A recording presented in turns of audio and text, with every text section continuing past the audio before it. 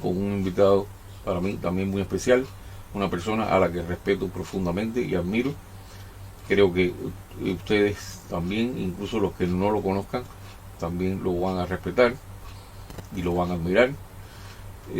Hace tiempo que yo tenía ganas de concretar este diálogo, no se había podido porque tratamos estando él en Cuba y nos fue imposible, tratamos y no pudimos, hasta que él amablemente me sugirió y me dijo, mira, yo voy a viajar próximamente, podemos hacerlo desde el exterior porque la comunicación por supuesto va a ser normal. Y así fue. Él ha viajado, se ha comunicado conmigo, hemos concretado este diálogo y finalmente hemos podido llevarlo a efectos. Para mí ha sido un encuentro muy interesante, un diálogo sincero, un diálogo afectuoso. Pienso que ustedes lo disfrutarán mucho, reflexionarán, sobre todo que nos ayude a reflexionar, porque es el tipo de diálogo, es el tipo de encuentro que a mí me gustaría siempre que se sostuviera en una Cuba futura con respeto, con afecto y teniendo en cuenta siempre, sobre todo, eh, nuestra fraternidad como cubanos. No quiero olvidar expresarle todo mi agradecimiento al amigo Pepe Benítez, que fue quien propició que surgiera este diálogo, que se produjera esta conversación. Así que yo les invito también a que le expresen su agradecimiento. Muchas gracias, Pepe. Espero bueno que ustedes lo disfruten, lo aprecien. No sin antes recordarles que cuando terminemos este diálogo habrá 5 minutos de intermedio, después de los cuales ustedes podrán regresar, podrán opinar. Quizá yo no sé si él podrá tener la oportunidad de estar después con nosotros, porque es muy tarde ya para él, no quiero abusar de su tiempo. Pero bueno, como sea, los invito. Sin más, adelante.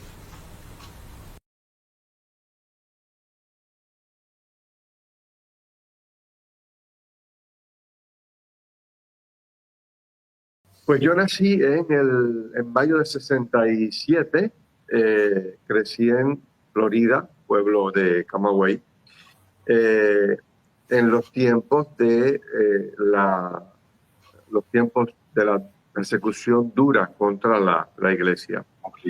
Y hay dos elementos que me formaron eh, desde la raíz, que fueron mi familia, mis padres y mi comunidad cristiana.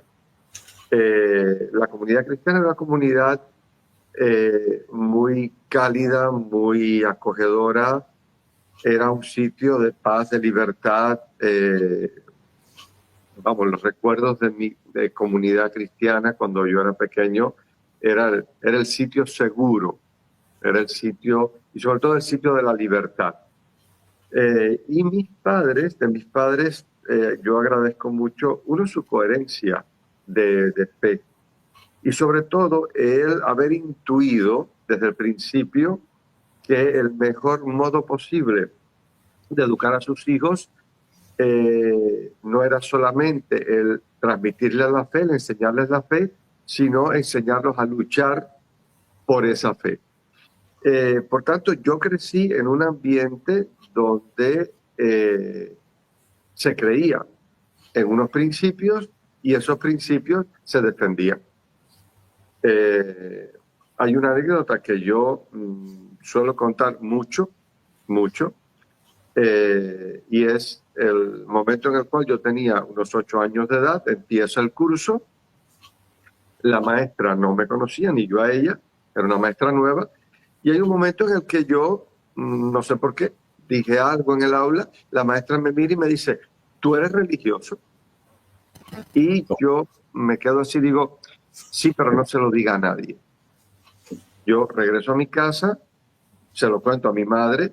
Mi madre siempre ha sido una mujer feliz, espumante, muy diáfana. Yo recuerdo a mi madre ponerse muy seria, me miró muy directo a los ojos y me dijo, te voy a decir una cosa. Si quieres seguir yendo a la iglesia, tienes que estar dispuesto a que te maten.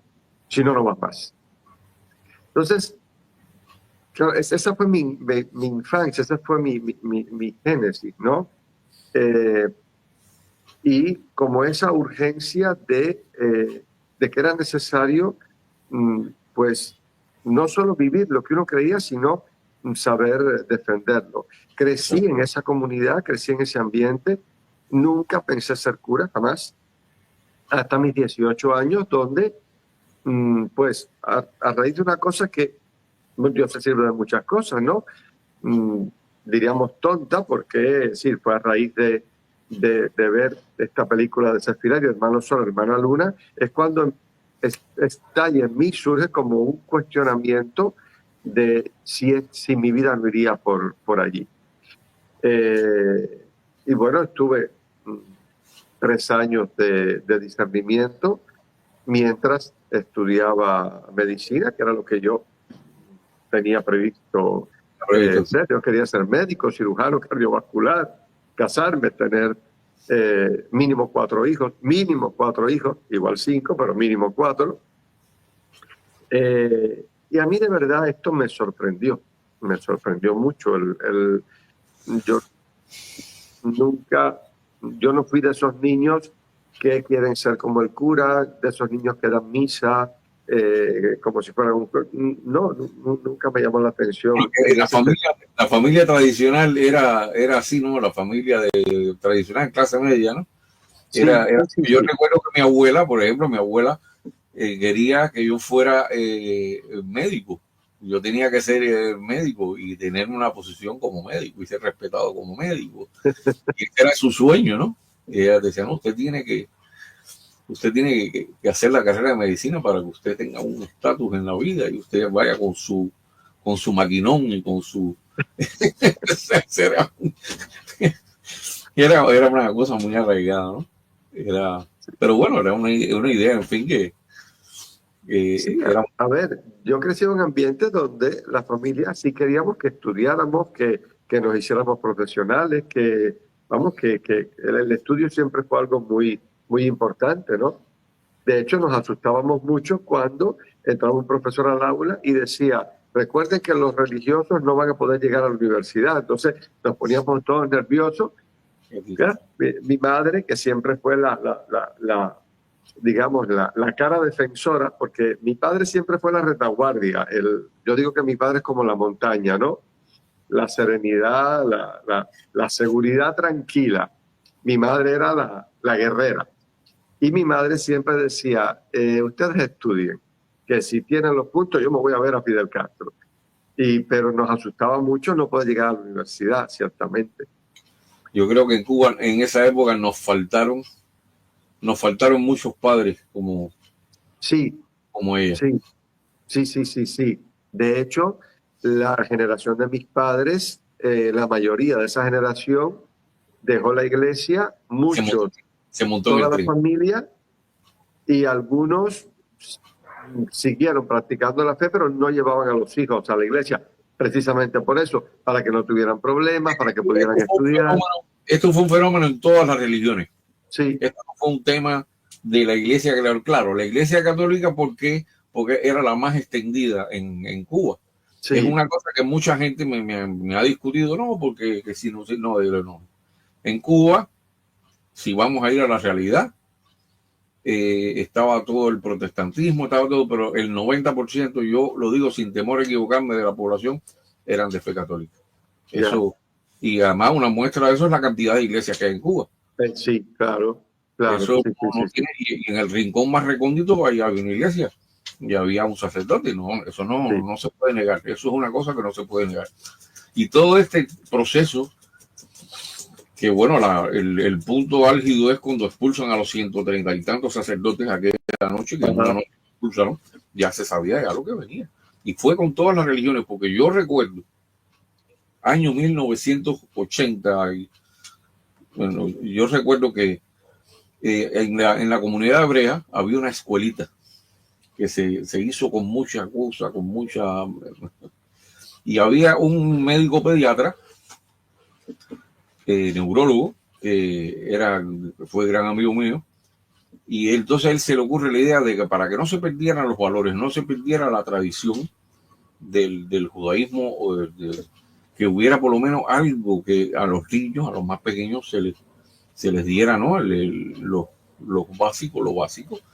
Y entonces yo, según la gente que sí estuvo encargada de ir, iban tocando puerta por puerta, donde se sabía que habían judíos, para pedirle si el niño podía ir a esta escuela. Y mucha gente decía que no, y le cerraba la puerta, decían no era nada que ver con eso. Y entonces así fue durante mucho tiempo, y ser religioso era pecado. Los que más sufrieron, yo creo, estaban los testigos de Jehová, y lo que pasaron fue sí. calvario. Los testigos de Jehová sí lo sufrieron muchísimo. Yo los recuerdo como el día de hoy, los recuerdo que habían los niños testigos de Jehová, les hacían un círculo alrededor, como un bullying, les hacían un círculo y le gritaban cosas que Dios no existía, le gritaban cosas, ofensas estas horribles en contra de Dios. Y era con el beneplácito de los profesores. Claro. Era alentado. Y eran gente muy desgraciada, los pobres. Era una cosa lamentable. Fue muy duro, fueron tiempos muy duros. Yo tengo una amiga en La Habana que ella un día dice que entró el profesor al aula y dijo, pónganse de pie los religiosos, porque hay una cosa que era interesante, y es que nunca nos llamaban cristianos. Cristianos era como un término muy elegante, porque religioso tenía la connotación de ignorante. Entonces, claro, era una persona que cree, pero en plan de ignorancia. Entonces, el profesor dijo, pónganse de pie los religiosos, y se paró ella sola, y de momento dice el profesor, ahora reírse de ella, que es religiosa. Entonces, claro, una niña de 9 años viviendo eso, yo recuerdo que cuando ella me lo contó me decía, a mí esto me sangra todavía. O sea, yo no he podido sanar esto totalmente. Cada vez que esto viene a mi mente, vuelve a venir aquel dolor, ¿no? Es duro que los mismos de tu edad, de tu propia edad, que se supone que deban tener un compañerismo, una amistad, y que te hagan ese tipo de cosas, es duro, eso es muy duro. Y el detalle era la pañoleta. Si no tenías la pañoleta, era ya, tío, o adventista del séptimo día, o del bando de Gedeón. Toda esta gente pasó muchísimo. ¿No? Y lo triste es que eso fuera muchas veces promovido por los mismos profesores, ¿no? Yo conozco un sacerdote que tiene una frase que es muy simpática, porque claro, después los padres iban y protestaban, y entonces él dice que era la época de la vaselina y el colchón. Es decir, te daban vaselina y te tiraban al colchón. Bueno, ay, perdón, es que, profesor, bueno, no va a pasar más.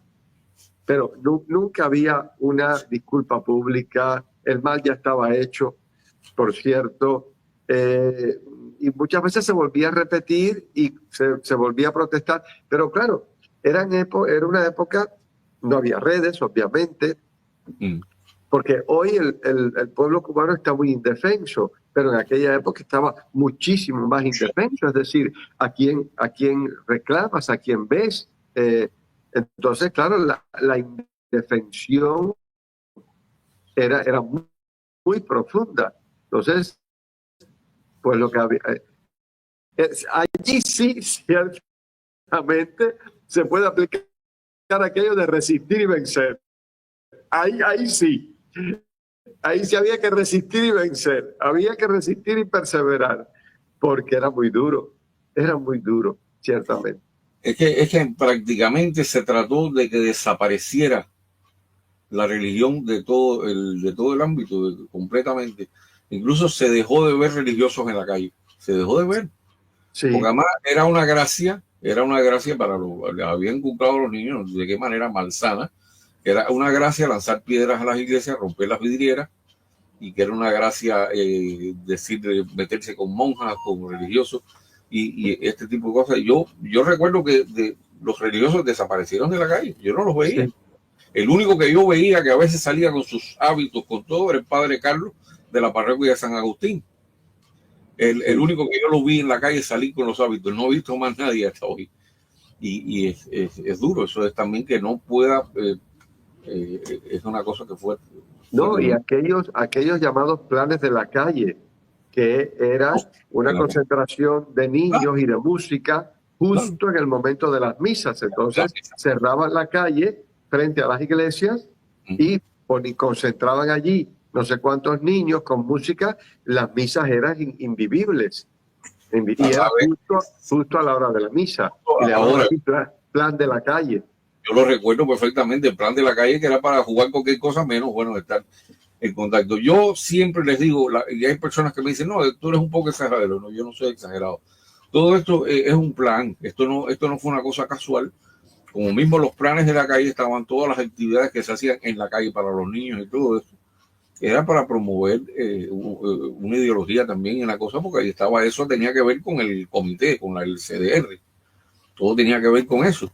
Y si tú no bajabas y participabas en ese tipo de cosas, tú eras un niño que no tenía relaciones humanas, que tenía tal característica y que eso era sospechoso. Y así se empezaba, pero después venía entonces la etapa de escuelas al campo, que Después todo vino eso después al campo. no es más que para alejarte del círculo familiar más aún y tenerte lejos del control de tus padres. Sí. Eso es una realidad. Eso a mí no hay quien me vaya a decir que eso no fue con todo intención, porque además era trabajo esclavo. Yo lo considero así, trabajo infantil esclavo, porque yo lo pasé. 6 veces lo pasé. No, yo 6. igual, yo estuve los 3 años de bachillerato en una beca y de hecho lo sufrí, sobre todo el primer año lo sufrí muchísimo, o sea, con 15 años metido ahí en un internado, lejos de tu familia, lejos de tu comunidad cristiana, era duro y el ambiente era muy malo, ¿no? Bueno, de mucho adoctrinamiento y moralmente era, vamos, allí vimos de todo. Llegaba así agresivo, porque entonces si no, eras el flojito, el blandengue, el bitongo. Claro, es que sobrevivir allí, digamos, manteniendo unos valores era muy duro. Muy duro. Y de hecho, por ejemplo, una de las cosas que a mí siempre me pareció brutal fue esto de que si una chica salía embarazada, siendo adolescente prácticamente, pues se la llevaba a abortar sin que sus padres lo supieran, vamos, la chica salía de su casa y estaba embarazada, entre semanas se la llevaba a abortar, se le regresaba, aquí no ha pasado nada, nadie ha autorizado. Es que los padres ni lo sabían. Conocí casos. Yo de hecho recuerdo, mi hermana mayor era médico en Cuba y ella estuvo trabajando en un internado como médico.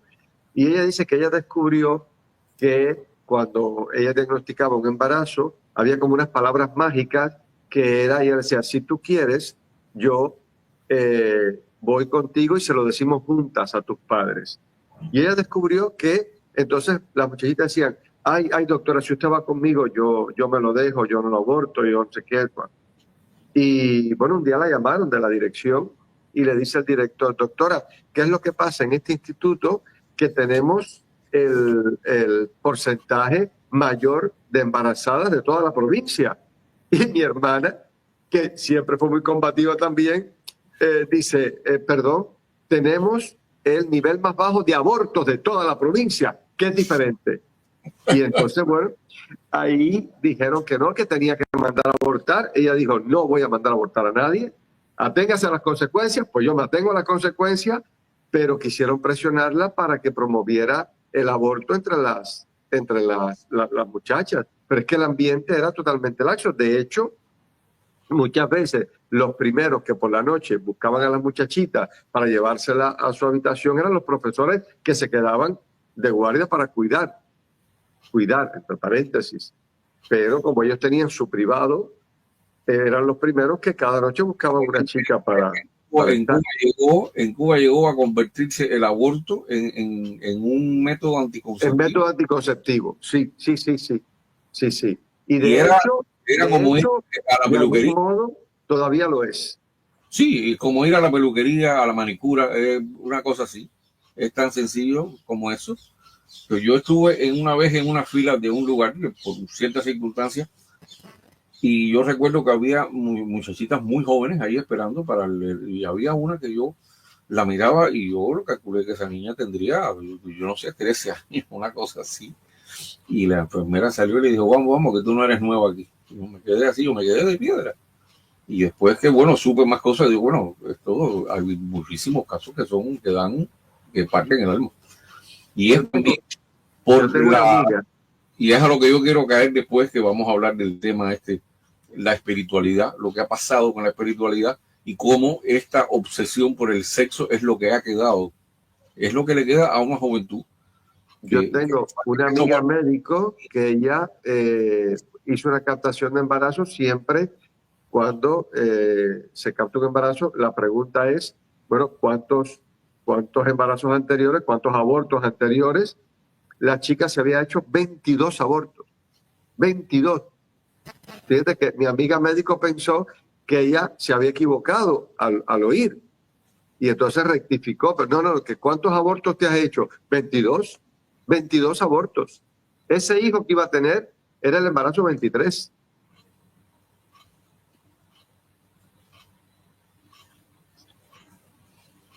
Terrible. Es terrible. Es que hasta hoy sigue siendo un tema muy, muy crudo. El tema del aborto es un tema que no se ha solucionado todavía. Yo incluso hice una vez un programa sobre el aborto y la discusión se puso bastante fea, ¿no? Porque hay muchas cosas en esto y hay muchas aristas y todo eso, pero lo que para mí sí está definitivamente claro, absoluto, seguro, es que lo que se hace, de la manera que se hace esto en Cuba, eso es criminal. Esto es una cosa que no, eso es una cosa sin responsabilidad ninguna, y además el riesgo que se corre una mujer al hacerse un aborto siempre hay un riesgo. Siempre hay un riesgo. Y ¿no? la vida. Y que no hay una formación. Yo recuerdo cuando nos daban en la escuela aquellas famosas clases de educación sexual, que, a ver, las clases de educación sexual era cómo tener relaciones sexuales sin sin que hubiera un embarazo o una enfermedad. O sea, el problema era ese. ¿Cómo hacer que no haya un embarazo ni una enfermedad? Pero, es decir, el objetivo era ese, no era otro. Claro, eran libros que lejos de aleccionar, porque ¿qué pasa? Esta literatura venía de Alemania, de la Alemania comunista. Sí. Incluso la jefa del programa de educación sexual era una alemana. Recuerdo, sí. La señora Mónica Kraus. La doctora Mónica Kraus, exacto. Ella era la jefa de esto y los libros que se leían eran los libros. ¿Cómo el libro aquel, cómo se llamaba? El hombre y la mujer en la intimidad, que era el doctor Schnabel, que era alemán. El otro que se llamaba, yo no recuerdo, tenía un nombre un poco romanticón así para hacerlo ver.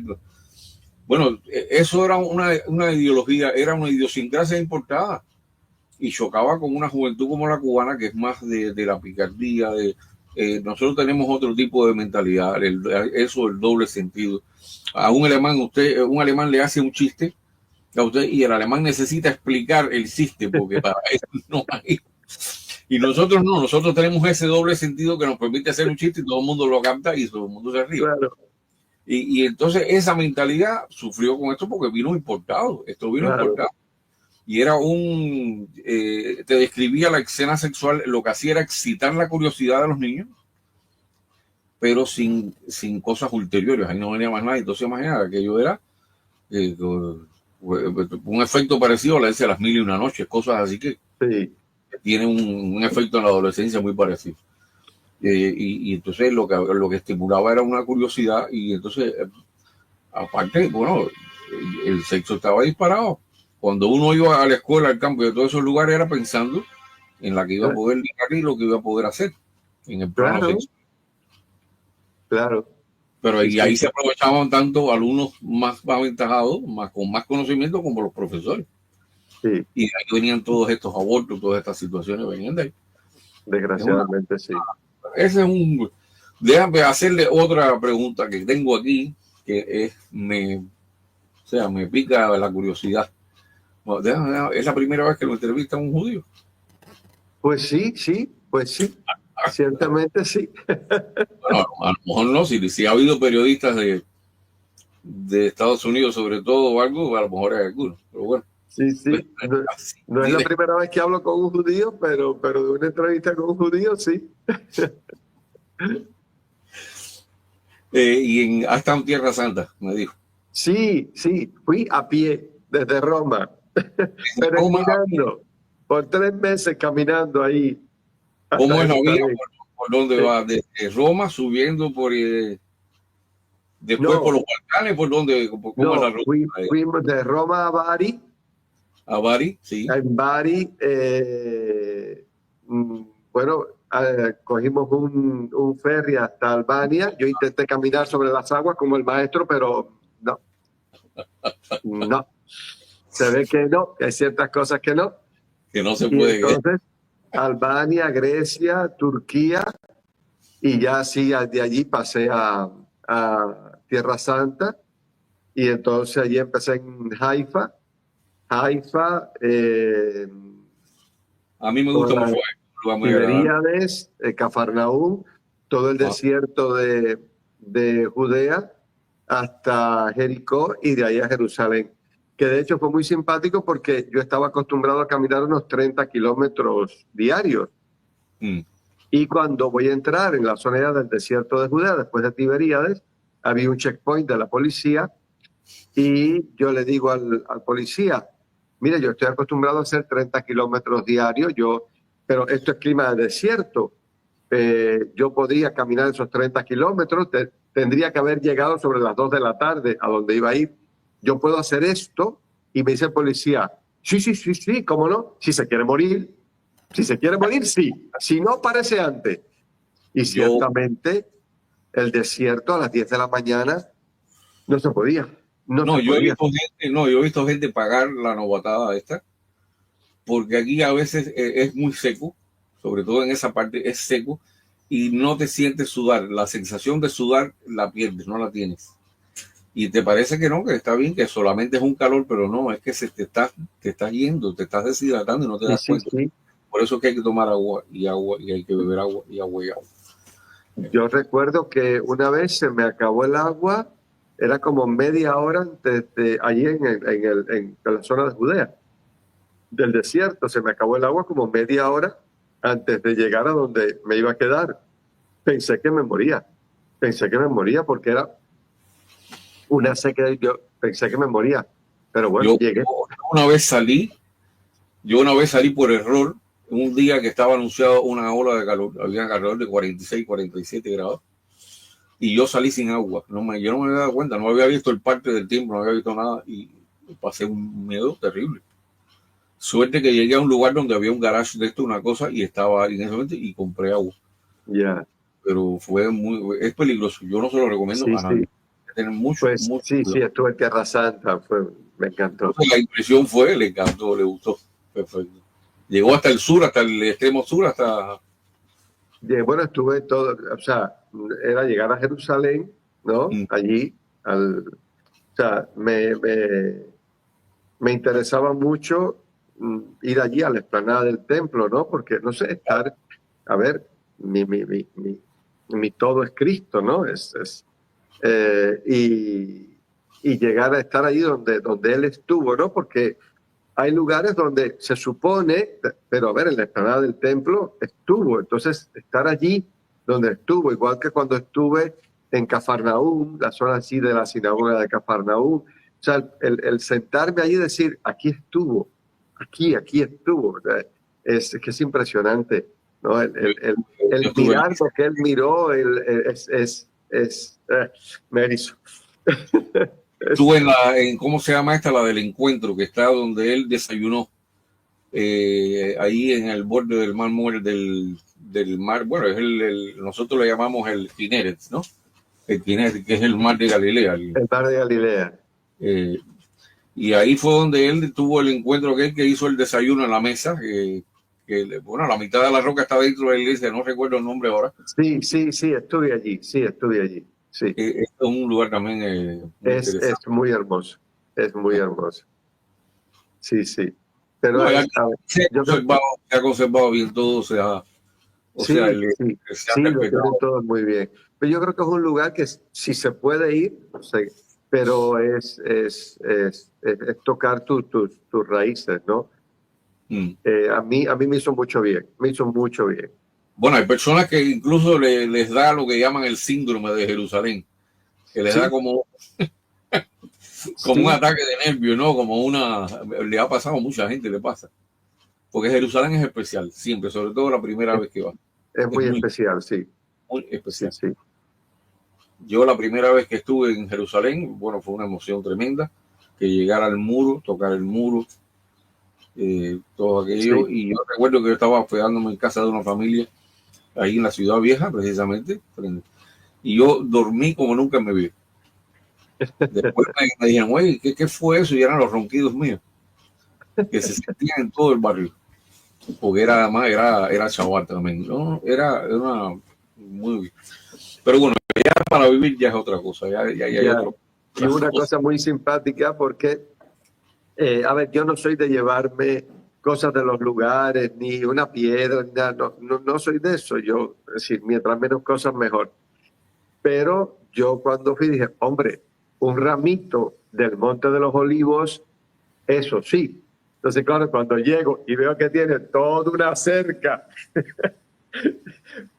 por donde no sale ni un ramito, digo, no he sido original. Esto lo ha pensado mucha gente antes que yo.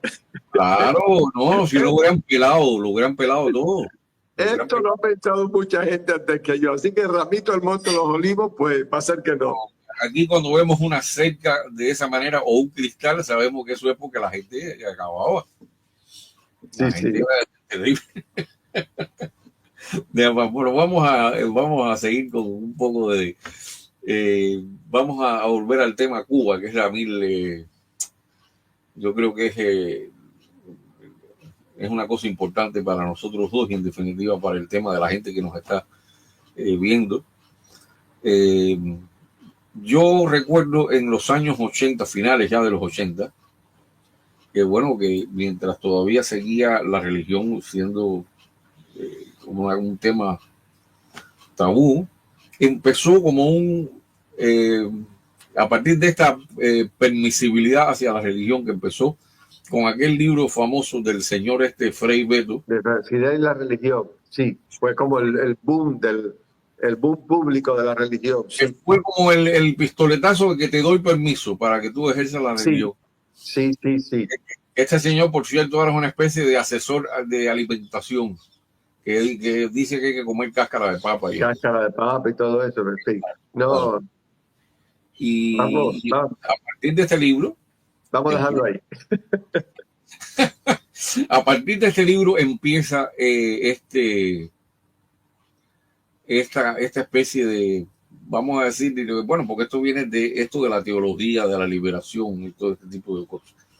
Y por eso es que yo pienso que es una manera de decir, sí, estás permitido, ahora vas a poder ejercer tu religión, pero para mí era así, pero este es el modelo. La teología de la liberación, por supuesto, Claro. y de ahí surgen ciertos centros que a mí después me han invitado. Yo he participado en un par de encuentros interreligiosos y lo que he visto es más política al final que religión. A mí, y he visto esto, está el centro Martin Luther King, no sé qué, hay otro que se llama de reflexión, y todo esto no son más que pantallas para mí, a mi Ajá, entender, sí. otra cosa. Igual que el consejo de iglesias que hay, para mí, yo no sé, puede que yo esté equivocado, pero yo rara vez en ese punto me equivoco y yo me la juego. Me invitaron a uno de los encuentros y yo ahí había gente de muchas denominaciones, había gente incluso de los anglicanos, había gente de Yoruba, había gente de todas partes. Eh, y, y había un musulmán. Había varias gente. Y bueno, y no se me olvida porque yo comí en la misma mesa del musulmán porque era la única mesa donde no había carne de puerco, no había carne de cerdo. Ya. Y fue, bueno, fue una cosa, un encuentro que duró un día, una noche, allá por Cárdenas. Pero yo recuerdo que después la tónica era política, abiertamente política. Era abiertamente política y era todo que si contra el bloqueo, que si esto, lo otro, y bueno, ¿y esto qué tiene que ver aquí con? Y después dije, bueno, yo creo que yo ya tuve bastante, ya yo no voy más a ningún encuentro de esto, porque De esto hecho, sí. la Iglesia Católica nunca ha pertenecido al Consejo de Iglesia y tengo entendido que últimamente varias denominaciones se han descolgado de ahí. Eso también he escuchado, sí, eso he Sí, escuchado, ¿no? Es que yo pienso que cuando vaya a haber que es una cosa que yo deseo y pienso que es de una necesidad grande, tiene que haber un encuentro interreligioso, tiene que haber un encuentro para que los cubanos tengamos esa concordia, tiene que haber una concordia también en cuanto a nuestra fe. sí, Para mí, por ejemplo, es vital en estos momentos, sobre todo no solo en Cuba, también en Estados Unidos y en otras partes, que haya una renovación de la civilización judeocristiana, de que vuelva de nuevo y que podamos, judíos y católicos o cristianos de cualquier denominación, acercarnos y decir esto y convivir y ayudarnos unos a otros también y tener una sociedad justa, tolerante. A mí la palabra tolerante no me gusta mucho porque tolerar quiere decir que te tolero, que te soporto. Entonces no la uso mucho, ¿no? Pero bueno, una sociedad donde haya armonía, donde cada persona tenga sus derechos, tenga todo, y podemos encontrarnos sin ninguno decirnos cosas a la cara y hacer conversaciones, tener encuentros donde ya no parta cada uno no parta del yo tengo la razón primero que tú. No se puede partir así. Hay que hacer y esto es lo que nos pasa en Cuba también, en el plano político también. sí, sí, Eh, sí. Ahora, independientemente de cómo fue del 88, que yo considero un disparate aquello de que los religiosos podían pertenecer al Partido Comunista, a mí me parece eso una cosa tan descabellada. Bueno, Monseñor Carlos Manuel de Céspedes decía que era algo esquizofrénico, lo llamaba él, que eso era esquizofrénico. Era, claro, como una persona que su centro es Dios, la fe, va a pertenecer a una organización que por definición es Totalmente atea. materialista y atea, claro, claro. Pero que además desde los inicios declaró como enemigo a la fe, porque lo hicieron sin disimulo, eso lo hicieron. Mm, Ahora no, ahora la gente dice, no, pero mira Putin ahora con la iglesia, no, pero ya esto es otra cosa. Ya esto es otra cosa, esto no tiene que ver ya esto es otra cosa. Ya es un ambiente más nacionalista y sí, en Rusia el ambiente este nacionalista está muy ligado a la iglesia ortodoxa rusa. No, esto es otra cosa. Es otra cosa. En Cuba no, en Cuba fue al revés. En Cuba fue entonces se produce todo esto. Yo recuerdo que en la comunidad hebrea que no iba nadie, empezaron a volver las personas también, empezaron a volver como en todas partes. Las iglesias se empezaron a llenar de nuevo. Ahora, aparte de todo esto, sea por hipocresía lo que se hizo, ¿usted cree que hay un renacer de la fe efectiva en el pueblo en Cuba? En el sí, pueblo cubano. definitivamente sí, desde hace muchos años. Sí, Yo sí, sí, concuerdo. definitivamente sí. Sí, sí, definitivamente sí. Hay mucha gente buscando un sentido a su vida, hay mucha gente para ellos y para sus hijos, para ellos y para sus hijos. O De sea, ha hecho, aumentado el número de bautizos, por supuesto, me imagino. estrepitosamente, a ver, yo llevo 28 años de cura.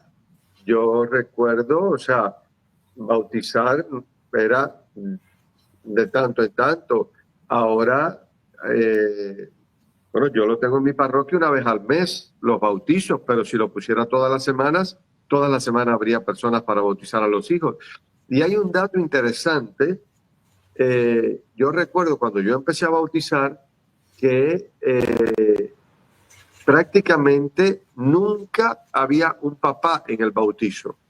Nunca. Eran las madres y en algunas ocasiones las abuelas, ni siquiera la madre. Pero tener un papá en un bautizo era una cosa muy, muy rara. Ahora, lo raro es que no esté el papá. Es muy interesante esto, ¿no? A mi modo de ver. En los bautizos va madre y padre. Y porque se Es decir, los bautizaba en padres, secreto. Se bautizaba en secreto. A veces la abuela llevaba al niño y lo sí, bautizaba en secreto. Y el padre, que era entonces era el cabeza de familia, a lo mejor era la voz cantante en la casa, como era el caso de mi padre también, pues no, ese se oponía, por supuesto, ¿cómo se llama? sí. Al bautizo, por supuesto. Porque Pero además ahora, era una manera de marcarse. Sí, sí, sí, En una sí. sociedad donde eras marcado, estabas marcado. Incluso yo celebré una vez un bautizo de del hijo de un militar y fue un bautizo a escondidas porque él quería estar en el bautizo de su hijo. Eh, pero hay como una conciencia de los padres de estar en el bautizo de su hijo, me parece precioso. Y lo otro que ha aumentado muchísimo son los catecúmenos, los adultos que piden prepararse para bautizarse, para tomar la comunión, para casarse por la iglesia. Muchísimos catecúmenos hay ahora en la iglesia católica, muchísimos adultos preparándose, muchos. O sea que esto es que ya podrá llegarse a un momento en que haya un retorno de la espiritualidad como el que había en otra época, cuando ese Eh, 90 y tantos % de la gente practicaba la fe católica de una manera o de otra. yo creo que sí, un sí, yo diría un sí sereno, porque también hay que tener en cuenta que eh, han sido 66 años, vamos ya, donde hemos estado en una sociedad crecida sin valores. Entonces, hay que tener en cuenta que mucha gente, digamos, no tiene esos valores para ni siquiera buscar una espiritualidad.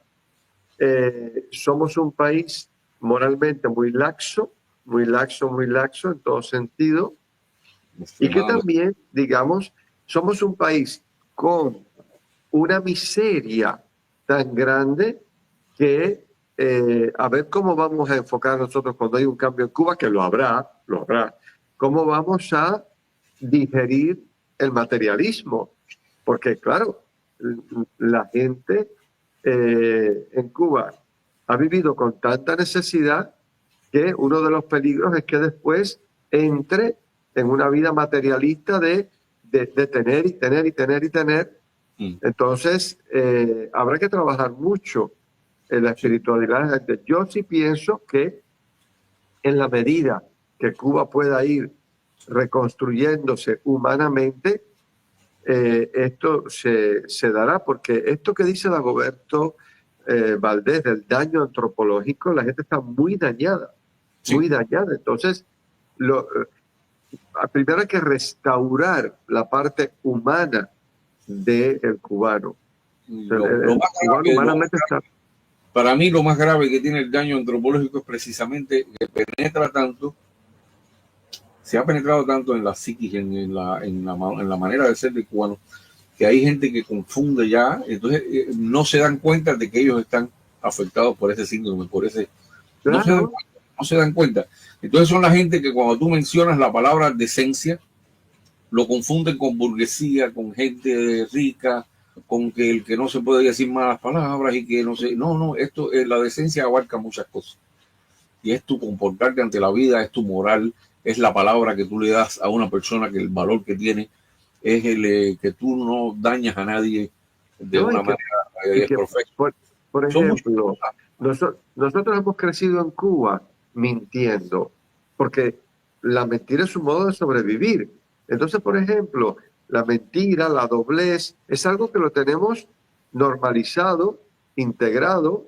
Porque en los sistemas totalitarios es donde se da el fenómeno de la simulación. Porque en una sociedad libre no hay motivo para simular nada. No hay por qué, claro. Exacto. Entonces, a ver, el trabajo para restaurar todo ese elemento humano va a ser muy duro, va a ser muy largo, pero bueno, ya de hecho vamos haciendo lo que podemos, desde la iglesia, desde las iglesias, porque ciertamente cuando uno conoce a una persona con una experiencia religiosa, venga de donde venga, uno se da cuenta que es diferente, que hay otra visión. Entonces yo creo que ya estamos haciendo lo que podemos, pero claro, con mucha competencia, porque ¿qué tiempo están nuestros niños en las iglesias comparado con lo que están en la escuela? Hubo una, Claro. tengo un amigo que, porque la iglesia en Cuba, gracias a Dios, ha podido ir teniendo guarderías. Y tengo un amigo que puso su niña en una guardería de la iglesia. Bueno, terminó allá su etapa, entra en la escuela del gobierno y dice el papá que el primer día cuando regresa venía molesto y decía, papá, no rezaron, no rezaron, nadie rezó, como diciendo, aquí está faltando algo.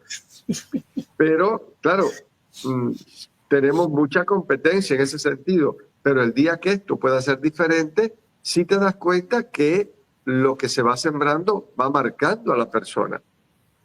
Entonces, bueno, de momento hacemos lo que podemos, pero habrá que hacer mucho más para que el pueblo cubano recupere sane su humanidad y recupere su espiritualidad. Muchísimo, tanto tienen que hacer, todas las denominaciones tienen muchísimo que hacer. Muchísimo que hacer. Muchísimo que hacer. Pero yo tengo esperanza, yo creo que sí, yo creo que lo iremos logrando, Sí, porque sí, el cubano no ha dejado de ser bueno. pero toma tiempo. Yo pongo el ejemplo de Moisés y pongo el ejemplo de la travesía de 40 años por el desierto. Y la gente entonces se pregunta, ¿pero por qué 40 años? Y ahí está el mensaje. El mensaje es, y yo le digo al pueblo cubano, este mensaje le viene muy bien. Son 40 años porque salió de Egipto una generación de esclavos. Eran personas que pensaban como esclavos todavía. Y durante esos 40 años ya nacieron generaciones nuevas. Gente que nació en el desierto, como se dice, con una mano adelante y la otra atrás, pero libres. Pero libres, pero libres. Y esas son las generaciones cuando tienen libres de corazón, son los que están destinados a crear una nación nueva, claro, a construir una nación. Y es por eso. Y es una interpretación que vale para cualquiera. No, y es un símil muy bonito porque, a ver, fueron generaciones que ya no habían vivido las ollas de carne de Egipto. Yo recuerdo, o sea, cuando están en el desierto, claro, eres libre, pero la libertad tiene precios. Entonces, pero en Egipto teníamos carne, pero eras esclavo. Entonces, claro, esa dicotomía las generaciones nuevas no las tendrán. Gracias a Dios. No, yo incluso yo soy caricaturista y una de las caricaturas que yo hice es de un cubano del exilio le está explicando a otro de la isla, ¿no? Como qué cosa es la libertad, el concepto de libertad que está muy mal entendido. Y se ve que el otro está pensando en una hamburguesa y en un refresco y en un jamón y dice, sí, ya lo veo. Entonces, es triste, ¿no? Es triste. Y esto son la gente que tú ves que llegan al exilio, salen de todo esto y se siguen comportando de una manera similar. Se siguen comportando de una manera, porque ese es el daño antropológico. Sí. Y entonces es triste cuando no lo saben reconocer. Y entonces, cuando tú te comportas, hablas de manera vulgar, y entonces tú eres un cubano. Esa es la cubanía. Entonces, si tú hablas un poco de manera neutra, de manera normal, como estamos hablando nosotros ahora, entonces somos gente fina, gente intelectual, ¿no? Que yo sepa, los cubanos, incluso pobres, sabían hablar unos a otros y no se faltaban el respeto. Sí. Sin tener que hablar de manera afectada ni nada de esto. Y no se faltaba. Al lado de mi casa, yo era niño, había un solar donde vivía gente de todo tipo y jamás nos faltamos el respeto con ninguno de ellos. Y en mi casa yo recuerdo que como era donde único había refrigerador, se les guardaba a todos ellos el hielo y algunas cosas ahí para que no se les echara a perder. Y había respeto, había un respeto, había una moral, una cosa que tú decías, yo a este señor no le puedo decir esto porque y ahora con cualquier facilidad te sueltan una barbaridad. Gritaba a veces de una esquina a la otra. Entonces es ese hablar, entonces eso es cubanía, eso es identidad. Y bueno, pero ¿y esto qué cosa es? Y es así, eso es parte del término antropológico. Mucha gente no lo ha asimilado. Y cuando tú le hablas de otra manera y tú le tratas de explicar, te dicen, no, tú eres un intelectual o tú eres un creído. O eres un tipo que te ha leído 3 o 4 libros y te crees cosas. Y no, es triste, pero así, el cubano siempre fue una persona muy especial. Alegre, bailador, sí, bromista en extremo, muy bromista, pero siempre con un sentido de respeto. Siempre. y muy A mí, limpio sobre todo. a mí me da mucha esperanza. A ver, es verdad que es distinto que el ambiente en un país cambie a que uno se emigre hacia un lugar donde ya el ambiente está creado. Sé que es Claro, distinto, pero me da mucha esperanza ver gente que, si bien es cierto eso que dices, ¿no? Que hay gente que se va de Cuba y sigue viviendo igual, pero comiendo mejor. También es verdad que hay mucha gente que en Cuba, digamos, no llevaba la mejor vida ni tenía el mejor modo, que emigra y tú lo conoces un tiempo después y tú dices, me lo han cambiado en su modo de pensar, en su modo de hablar, y los hijos los ves que lo ha ido educando en un modo diferente, entonces tú dices, hay esperanza, la gente sí cambia, la gente se juega. transforma. Y yo tengo mucha esperanza, de verdad. Sé que va a ser muy duro, sé que va a costar mucho trabajo, pero yo sí tengo esperanza. Yo sí me encuentro con mucha gente en Cuba que no quiere una vulgaridad, que quiere vivir en la verdad, en la Yo soy honestidad. optimista también, yo soy optimista con eso también. Sí, yo tengo mucho optimismo, de verdad. Yo creo que sí, que lo podremos lograr cuando cambie el sistema, que es lo que está trabando todo en este momento. Hay una cosa que a mí me llama la atención, que es una cosa es interesante, ¿no? Hemos visto, por ejemplo, en Venezuela, ¿no? En Nicaragua se vio, pero bueno, en Nicaragua ya él se dispuso las cartas sobre la mesa ya. Pero en Venezuela se da mucho de que tanto Chávez, el difunto Chávez, Ajá. como este personaje Maduro y otros del séquito de ellos, ¿no? Enarbolan mucho una fe cristiana, ¿no? Y hacen mucha mención de la figura de Jesús, ¿no? Y de su mensaje como si fuera compatible con eso que ellos tienen, con esa tiranía que ellos tienen, que para ellos es otra cosa, por supuesto. ¿Qué piensa de eso? Abraham, mira, es que la izquierda se ha robado el lenguaje evangélico. O sea, no solo que mencionen a Cristo, es que se han robado el lenguaje evangélico. Entonces, ellos se han dado cuenta que nuestros pueblos tienen una raíz cristiana. Entonces, cuando en un discurso se habla del pobre, del humilde, es decir, son continuamente mensajes que tocan fibras cristianas. Entonces, claro, es el modo de un poco Es el hacer que la populismo, gente piense el que populismo. yo tengo la misma línea que tú. Es una manipulación burda, terrible, brutal, pero es una manipulación. Y una manipulación muy, yo diría, diabólicamente bien pensada. Sí, bien pensado. Te voy a hablar en tu lenguaje para que tú me des tu apoyo, y una vez que tú me des tu apoyo y yo tenga el control, te voy a encarcelar, te voy a oprimir, te voy a encerrar, te voy a dejar sin alternativas. Yo creo que la situación, o sea, yo creo que la situación en Venezuela terminará, como creo que terminará en Cuba, pero los últimos acontecimientos nos han demostrado a qué grado de control pueden llegar y hasta qué punto pueden hacer vulnerable a la sociedad civil. Claro, Claro, ¿cómo empezó eso? Hablándote en tu lenguaje y desde tu lenguaje pidiéndote tu apoyo. Es una yo manipulación siempre le digo, terrible, pero muy bien hecha. yo siempre le digo a la audiencia mía, siempre le digo, recuerden, nosotros no podemos olvidar que no estamos frente a personajes que son bestias mentales, son personajes que tienen equipos de analistas, de Sí, psicólogos. sí, sí, sí, Estamos ante una maquinaria que funciona, sí, está engrasada, y que como bueno, en los estados totalitarios no se les rinde cuenta de los dineros a nadie, pues está constantemente engrasada con esos dineros. Y así claro, funciona. Es cuando yo quiero que el deporte mío sea el mejor del mundo, yo voy a engrasar. claro, Y cómo puedo hacerlo? Porque puedo despojar a otros sectores de la economía y de la población, despojarlos de ese dinero y destinarlo a este otro, porque yo actúo como un emperador, y lo hago así. Y por eso, ay, mira el deporte que hay, qué maravilla. Y es así, lo destinan, como mismo hoy, mañana quiero destinarlo al sector de los tocadores de rumba, pues ahí va, y ahí va a ir.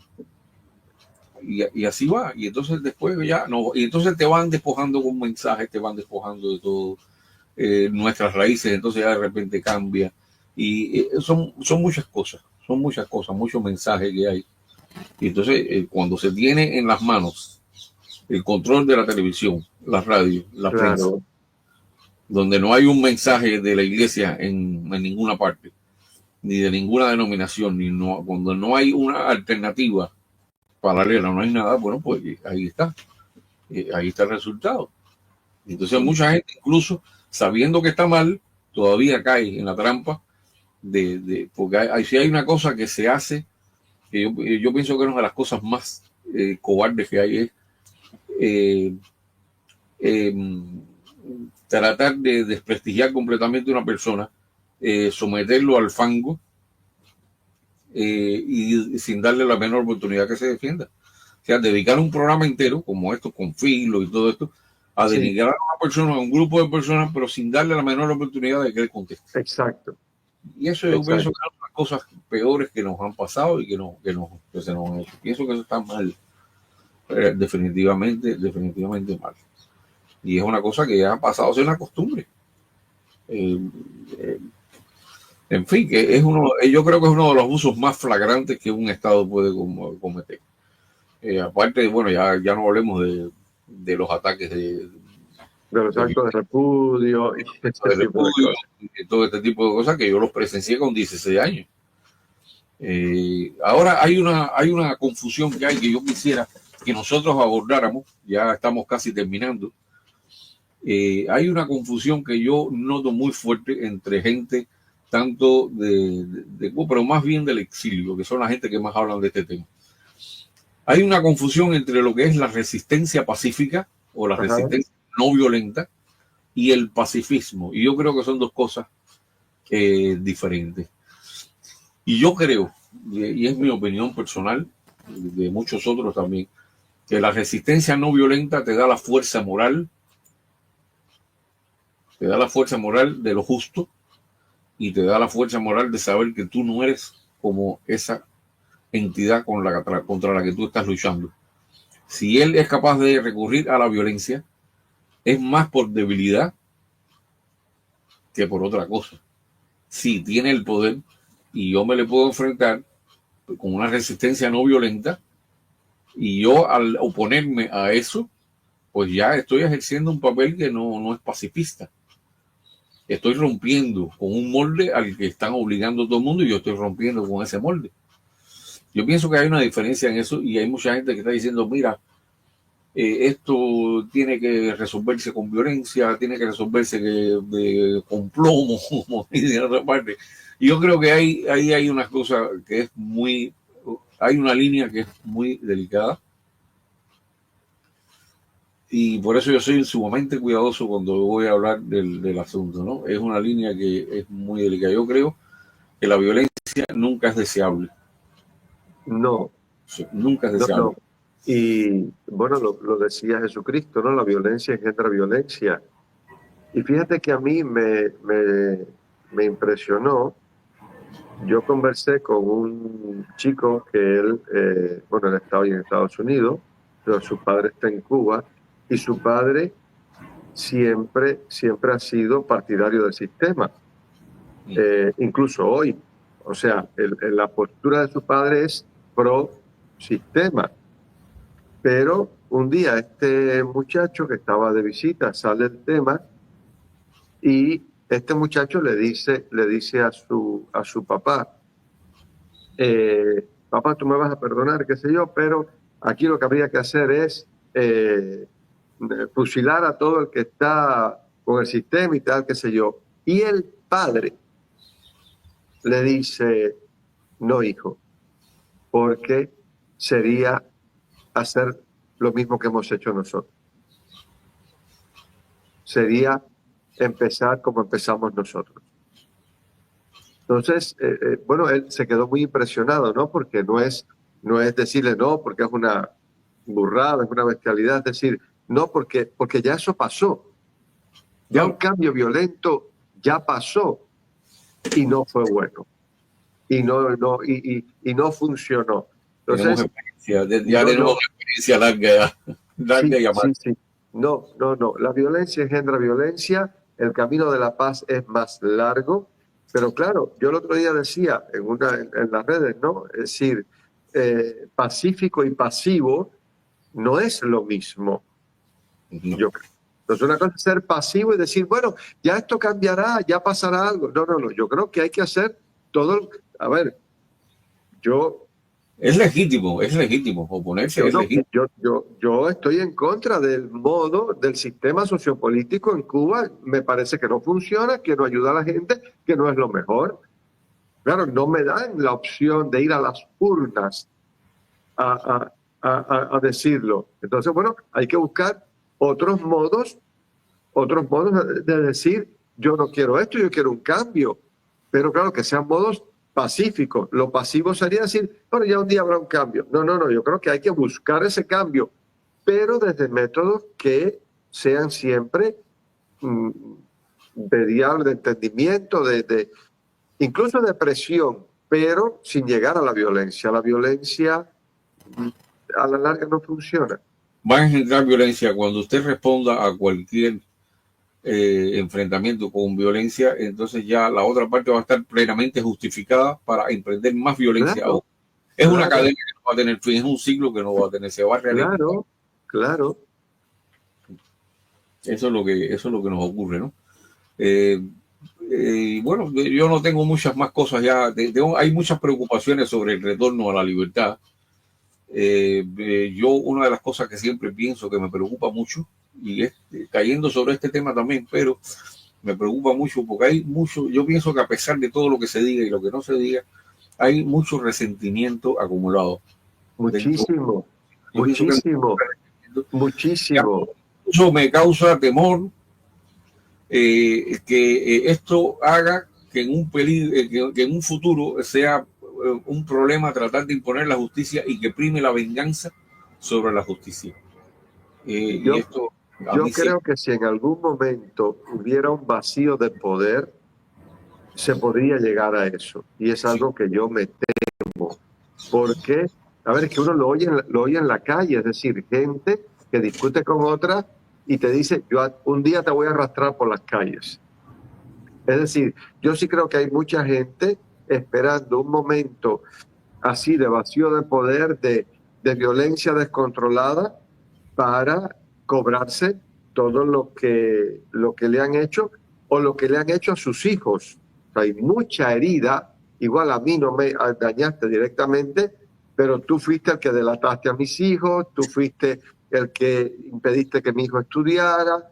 Es decir, hay mucha herida enconada en Cuba en este momento. Y esto sí es algo que yo creo que no podemos banalizar, y más porque preocupante todavía esto está. por la famosa simulación de la que ya hablamos ya. Tiene mucho que ver con esto. Hay mucho encono, pero con la simulación. Yo recuerdo cuando se produjeron los actos de repudio aquellos horribles en el año 80. Yo recuerdo gente que hasta el día anterior se hablaba normalmente, al día siguiente eran enemigos y se dijeron cosas horribles. Exacto, Y exacto. esto es lo que vamos a ver si no se tiene. Pero yo lo que estoy viendo es que la intransigencia de, de, este, de este sistema que hay en Cuba, su intransigencia, su manera de no querer ver lo que es evidente, pienso que es lo que está acelerando que se llegue a un momento como ese, que es lo que yo temo.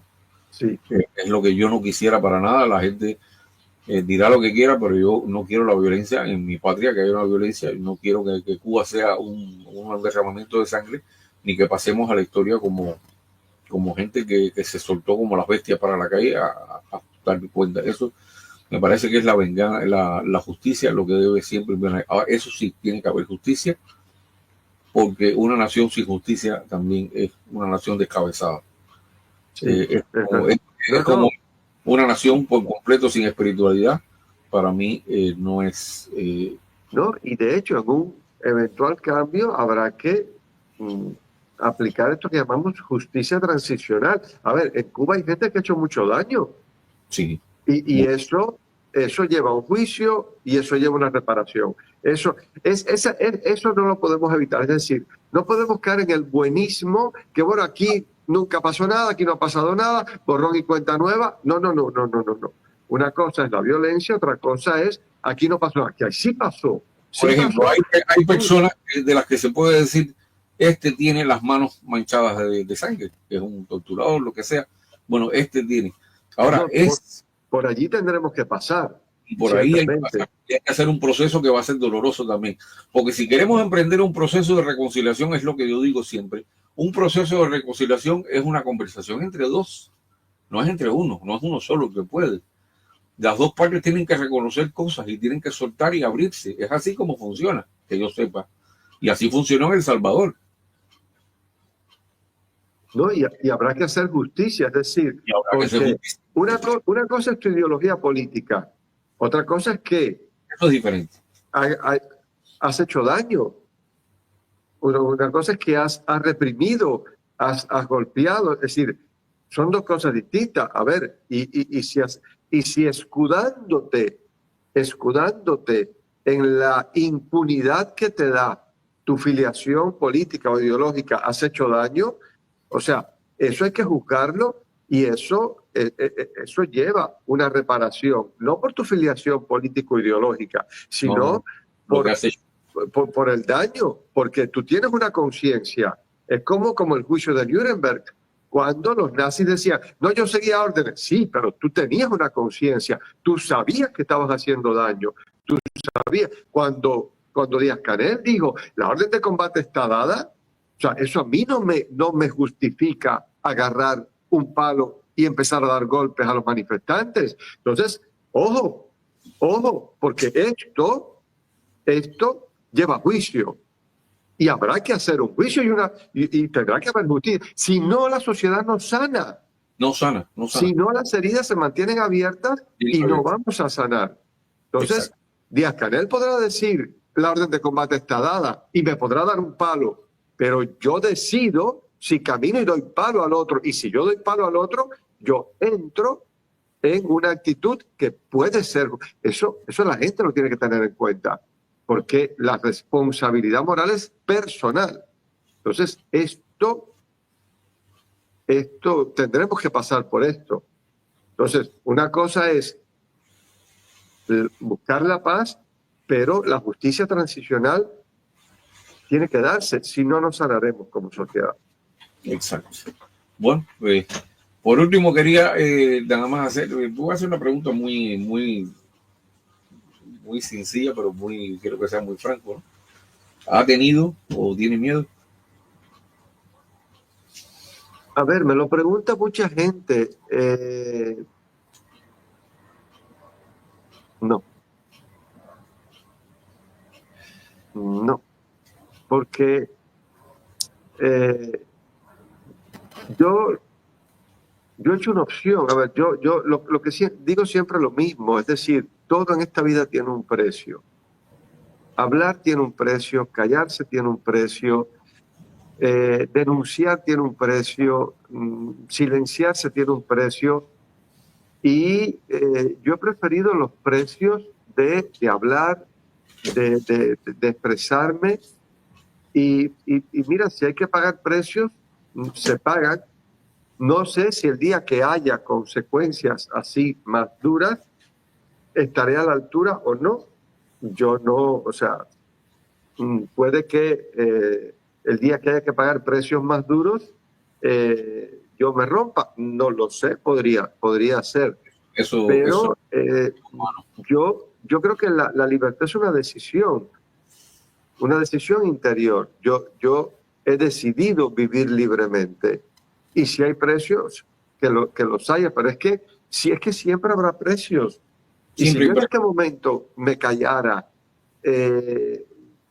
hiciera de la vista gorda, o lo que eso tiene un coste, eso tiene un precio que yo no quiero pagar.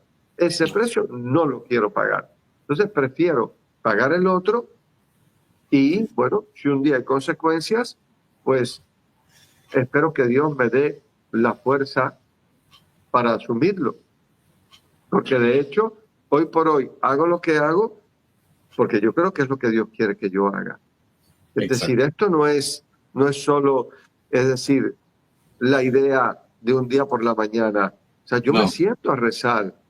Yo tengo una relación interna con mi Dios yo veo, y yo creo que desde el Evangelio, yo lo que estoy haciendo, yo creo que es lo que Dios quiere que yo haga. Entonces, pues si hasta ahora Dios me ha dado el valor y la capacidad para hacer lo que hago y para alzar la voz por mi pueblo, ¿qué es lo que yo puedo hacer? A mí no me toca hacer un partido político, a mí no me toca hacer una manifestación, esto no me toca a mí, porque mi función es evangelizar, pero yo crecí escuchando que la iglesia es la voz de los que no tienen voz. Esto desde niño lo escuché mucho, la iglesia es la voz de los que no tienen voz. Mi pueblo no tiene voz. Y yo creo que como iglesia tenemos que alzar la voz.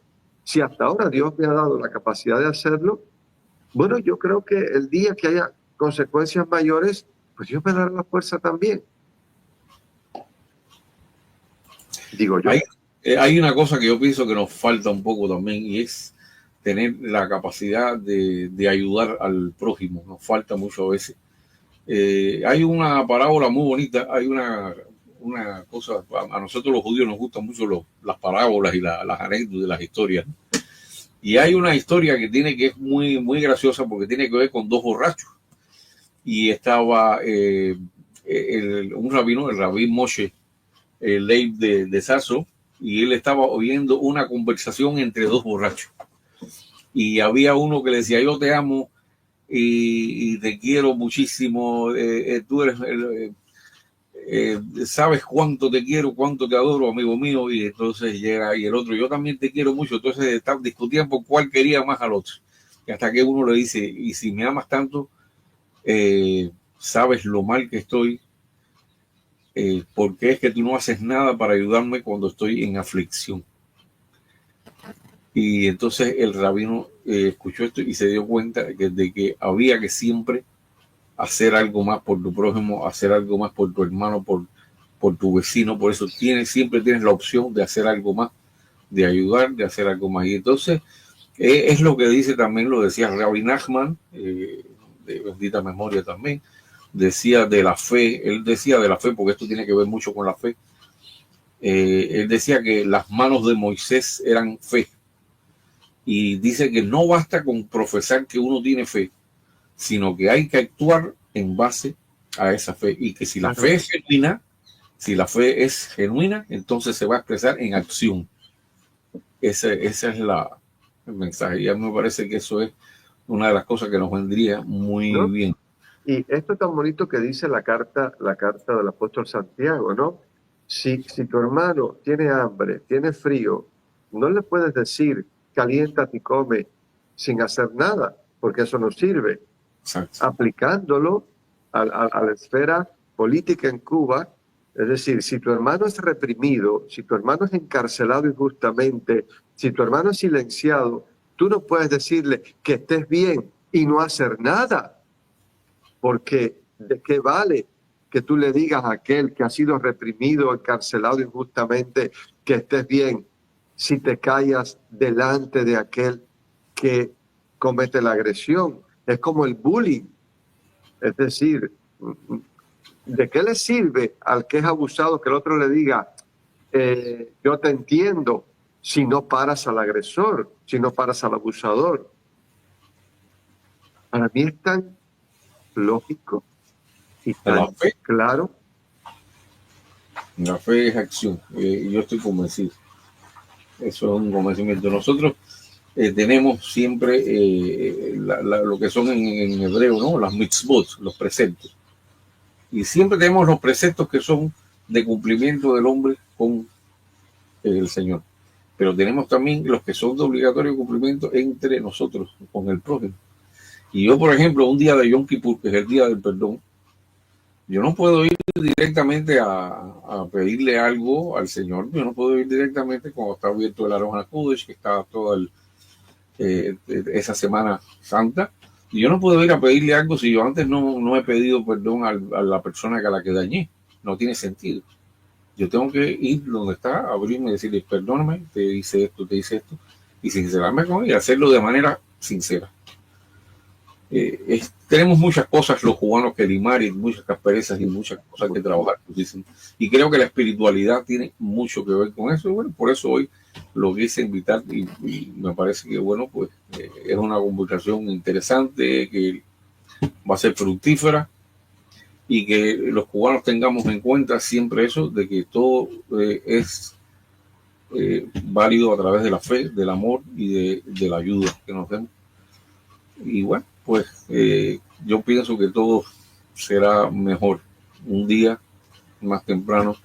Y quiero por eso terminar con una frase que es de Job, del libro de Job, que dice que cuando la luz del nuevo día se asoma tras las montañas, los malvados no soportan la luz y allí se acaba su poder.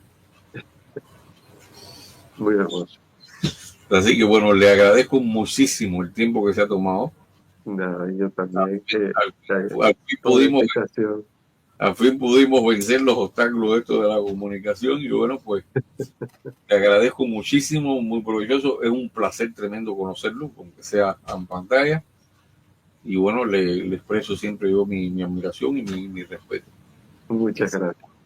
Que tenga muy buenos días, que tenga un buen viaje y regreso y mucha bendición. Cómo no. Igual para usted y para todo el pueblo. Bueno. Muchas gracias.